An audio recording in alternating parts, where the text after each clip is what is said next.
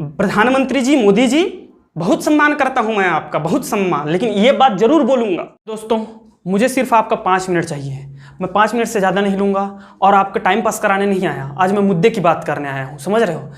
कल परसों का यूनिवर्सिटी का आपका नोटिफिकेशन जारी हुआ है। ये परसों की बात नहीं, हर एक यूनिवर्सिटी की बात है और ये हर एक स्टूडेंट की बात है।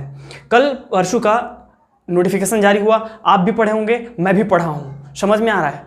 तो इसमें मैं ये बात नहीं करने आया कि आपको जमा कैसे करना है आंसर शीट, मैं ये बात करने नहीं आया हूँ कि आपको क्वेश्चन पेपर कैसे मिलेगा, मैं ये बात नहीं करने आया हूँ कि उसको हम कैसे पोस्ट ऑफिस के थ्रू भेजेंगे। मैं ये बात करने आया हूँ, क्या आपने एग्ज़ाम फॉर्म भरा है, क्या आपने एग्ज़ाम फॉर्म भरा है, और एग्ज़ाम फॉर्म भरे होंगे तो आपने फीस भी जमा किया होगा।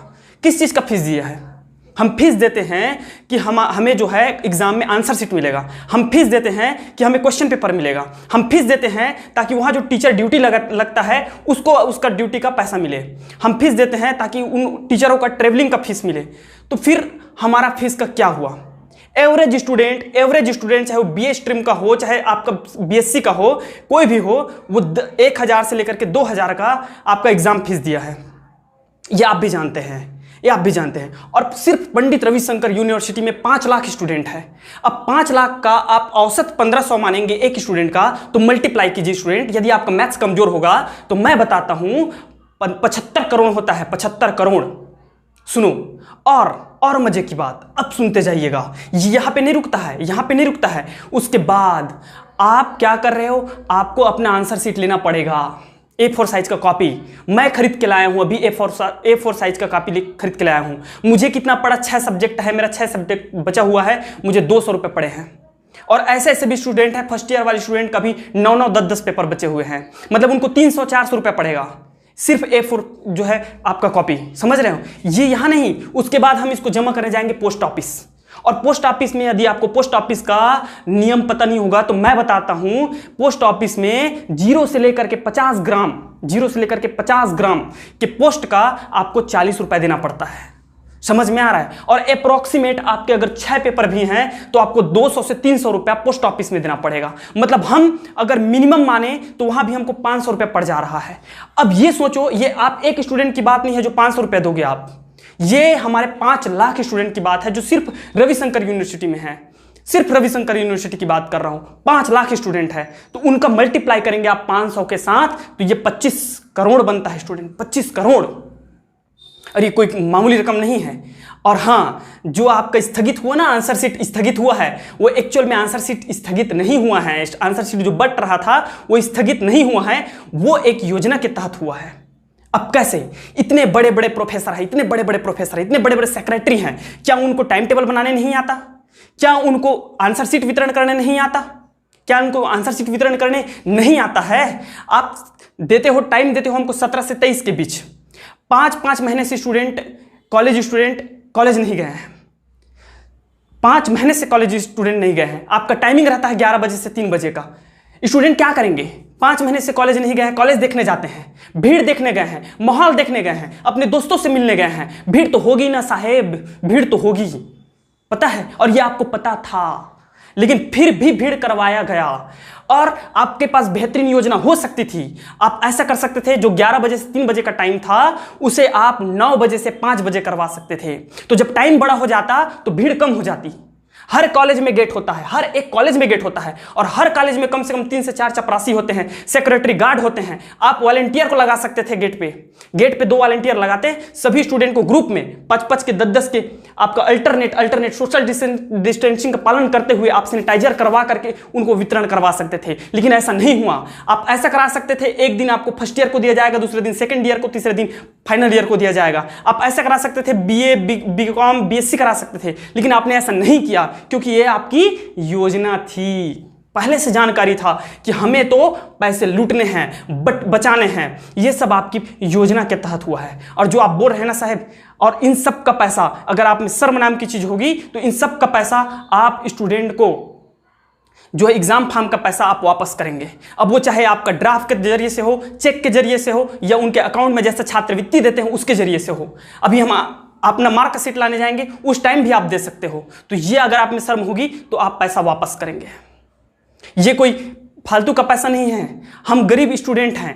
यहाँ कितनों गरीब गरीब ऐसे ऐसे स्टूडेंट हैं जिनके घर में अभी मोबाइल नहीं है, जिनके पास, वो कैसे करेंगे, क्या करेंगे? और आपने तो कंपलसरी कर दिया, ऑनलाइन नहीं, उसको आपको पोस्ट ऑफिस के थ्रू ही भेजना है, पोस्ट ऑफिस के थ्रू ही भेजना है। तो कैसे भेजेंगे? ऊपर से लॉकडाउन लगा दिया। तो लॉकडाउन लगाया तो अभी आपका पुस्तक भंडार में जो है, पुस्तक दुकान में आपका भीड़ नहीं है क्या? जा करके देखिए, मैं खरीद के आ रहा हूँ, इतना भीड़ है, इतना भीड़ है, वहाँ आंसर शीट नहीं मिल रही है। आंसर शीट लेने के लिए आपको भीड़ लगाना पड़ रहा है, वहाँ पे कॉपी लेने के लिए भीड़ लगाना पड़ रहा है। अचानक से आप लॉकडाउन कर दिए हो। ये कोरोना वोरोना कुछ नहीं है, जो कोरोना का आप बहाना करके जो आप किए हो, ये सब चोचला है। कोरोना कुछ नहीं है, पता है? कोरोना होता ठीक है तो आपका जब गृह मंत्री को हो सकता है, होम मिनिस्टर को हो सकता है, जिसके पास Z+ की सिक्योरिटी है, ठीक है, जो हमारे फॉर्मर प्रेसिडेंट को हो सकता है, राष्ट्रपति को हो सकता है, अमिताभ बच्चन जैसे बड़े बड़े सेलिब्रिटी को हो सकता है, जो अपने बंगले के हर एक व्यक्ति को कई महीनों तक घर में बैठा के खिला सकता है। उसका हर व्यक्ति घर से बाहर जाने आने वाला हाथ से सैनिटाइजर नहीं करेगा, उसको नहला सकता है सैनिटाइजर से, सैनिटाइज कर सकता है उसको, हाथ को बस नहीं, पूरा आदमी को नहला सकता है। उसके पास इतना मास्क है कि वो मास्क का ढेर लगा सकता है, इतना बड़ा आदमी है। हम तो गरीब हैं, गरीब। मैं तो कसम से कहता हूं, मैं बोल रहा हूं, मैं आज तक एक सैनिटाइजर नहीं खरीदा अपने पैसे का। क्यों खरीदूंगा मैं? है ही नहीं कोरोना यार। अगर कोरोना होता तो हमारे और आपके जैसे गरीब व्यक्ति को क्यों नहीं होता? मेरे गांव जहां पे है वहां से हर रोज 10 आदमी भाटा पड़ा जाता है, हर रोज 10 आदमी भाटा पड़ा जाता है, जो कि एक डिस्ट्रिक्ट है छत्तीसगढ़ का, जहां रेलवे लाइन है, ठीक है। हर दूसरे दिन मेरे गांव का बिलासपुर जाता है हर दूसरा व्यक्ति, हर चौथे दिन हमारे गांव से रायपुर से आना जाना करता है। इतने सारे इवेंट्स हो गए, इतने सारे छठी का कार्यक्रम हो गया, शादी हो गया, तीज त्योहार निकल गए, इतने सारे गणेश का फेस्टिवल निकल गया। किसी को तो हुआ रहता मेरे गांव से, किसी को तो हुआ रहता। इतने लोग घूम रहे हैं, मैं 4 महीने से मैं खुद घूम रहा हूं, क्या झूठ बोलूंगा आपको, मैं खुद घूम रहा हूं, डेली का भाटा पारा जाता हूं, डेली का बिलासपुर जाना आना चल रहा है मेरा। मुझे तो कोरोना नहीं हुआ। अगर इतना बड़ा बीमारी होता तो घरों घर में लाश निकल रही होती है भी। समझ रहे हैं जिस तरीके से आपने बनाया है, ठीक है। और हमारे काका जी, दाऊ जी, भूपेश बघेल जी, आपने कितना बढ़िया स्टेटमेंट दिया था घोषणा पत्र में कि दारू भट्टी बंद करवा देंगे, दारू भट्टी बंद करवा देंगे। क्या हुआ आपका दारू भट्टी का? क्या हुआ दारू भट्टी का? सब कुछ बंद है, लॉकडाउन में सब कुछ बंद है, लेकिन आपका दारू भट्टी चल रहा है। वहां से आज तक कोरोना पेशेंट नहीं मिला, आज तक कोरोना पेशेंट नहीं मिला, ताज्जुब की बात है। और आप जाके देखिए, सबसे ज्यादा भीड़ के जहां पर है तो वो है दारू भट्टी, वहां से आज तक कोरोना पेशेंट नहीं मिला। क्यों? क्योंकि ये सरकार का व्यापार है जनाब, सरकार का व्यापार है। हाँ, कोरोना होती है, कब होती है पता है? कोरोना होती है सैलून खोलने से, कोरोना होती है डेली नीड्स का किराना दुकान खोलने से, कोरोना होती है इलेक्ट्रॉनिक का दुकान खोलने से, कोरोना होती है मोबाइल शॉप और पुस्तक भंडार खोलने से। क्यों? क्योंकि ये गरीब का व्यापार है, गरीब का। दारू भट्टी सरकार का व्यापार है और ये हमारा गरीब का व्यापार है। तो गरीब के व्यापार से कोरोना होती है, सरकार के व्यापार से कोरोना नहीं होती। दाऊ जी, बहुत अच्छे से जानता हूं आपको, बहुत बड़े बड़े डिंगे हाँकते हैं, बहुत बड़े बड़े डिंगे मारते हैं। और केंद्र सरकार, हमारे आदरणीय प्रधानमंत्री जी मोदी जी, बहुत सम्मान करता हूं मैं आपका, बहुत सम्मान। लेकिन ये बात जरूर बोलूंगा, आज तक इतनी बेरोजगारी नहीं आई, आज तक बेरोजगारी नहीं आई जितनी आपके कार्यकाल में बेरोजगारी आया है। ये तो कोरोना एक बहाना है।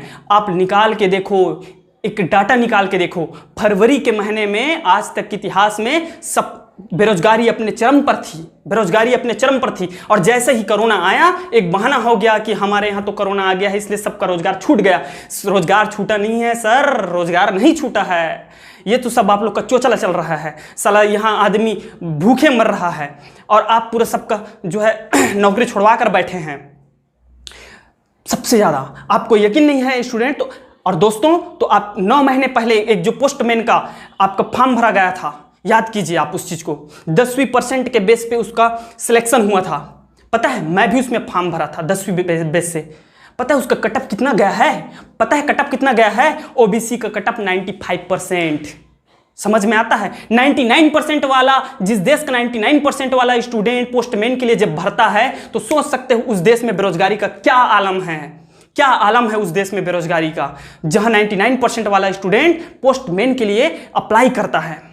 पता है मेरा दोस्त है 93% आया था, सुकमा, दंतेवाड़ा, जसपुर, कोरिया, कहां नहीं डाला था, 40 जगह अप्लाई किया था, लेकिन उसका कहीं पे नहीं हुआ। वेटिंग लिस्ट में है, 93% वेटिंग लिस्ट में था।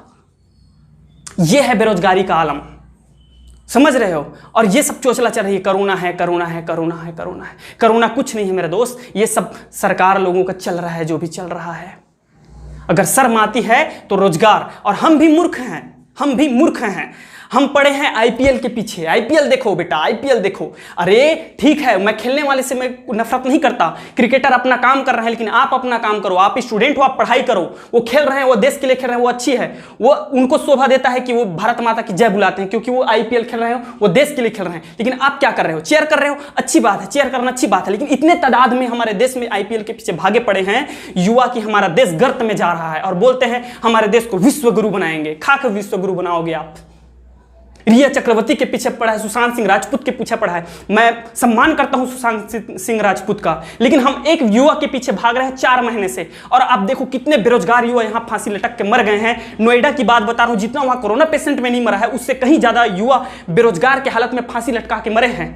इस चीज का डाटा नहीं है सरकार के पास। जितना कोरोना में नहीं मरा है, उससे कहीं ज्यादा बेरोजगारी में मरा है। हम एक लड़के के पीछे भाग रहे हैं, सुशांत सिंह राजपूत के पीछे 4 महीने से। और आपके यहाँ हजारों हजार लाखों लाख युवा बेरोजगार होकर के सुसाइड किए हैं, उसके पीछे कोई नहीं देखता, ध्यान नहीं है किसी का। अगर आपको शर्म आती, मैं कोई नहीं कहा कि मोर लाइक करो मोर वीडियो ला, काबर मैं दिल से बनाया हूँ। लाइक करे कोई जरूरत नहीं है, अगर पसंद आई तब लाइक करा, ताकि ज्यादा से ज्यादा झंडे जाए। और इतना शेयर कराओ, इतना शेयर कराओ कि भूपेश सरकार में मत पहुंचे। बिल्कुल नहीं, मतलब भूपेश सरकार सुनाना नहीं है यार, समझ गए। लेकिन हर वो स्टूडेंट तक पहुंचना चाहिए। अगर ये बात सही लगा तो हर वो स्टूडेंट तक पहुंचना चाहिए जो बेरोजगार है, हर वो स्टूडेंट तक पहुंचना चाहिए। देखकर आज कटत है आज, समझ मात है। जय भारत, जय छत्तीसगढ़, जय जवाहर।